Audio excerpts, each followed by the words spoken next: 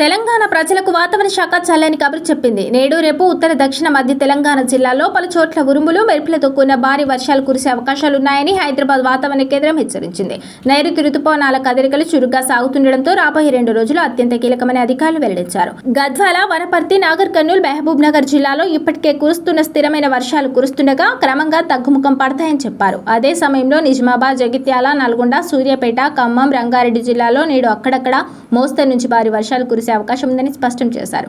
గడిచిన 24 గంటల్లో నల్గొండ జిల్లా వ్యాప్తంగా రికార్డు స్థాయిలో భారీ వర్షాలు నమోదయ్యాయి. ముఖ్యంగా పెద్దవూరు మండలం పులిచెర్లలో అత్యధికంగా 11.2 సెంటీమీటర్ల వాన కురిసి చెరువులను తలపించింది.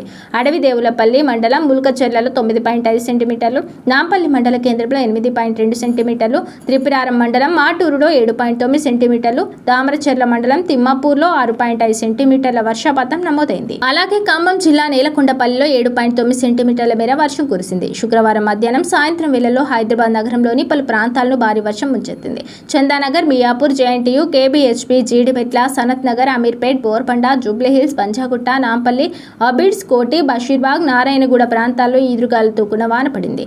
దీంతో ప్రధాన రహదారులపైకి భారీగా వరద నీరు చేరి కిలోమీటర్ల మేర ట్రాఫిక్ నిలిచిపోయింది. వాహనదారులు తీవ్ర ఇబ్బందులు పడ్డారు. జీహెచ్ఎంసీ డిజాస్టర్ మేనేజ్మెంట్ బృందాలు రంగంలోకి దిగి నీటిని తొలగించే చర్యలు చేపట్టాయి.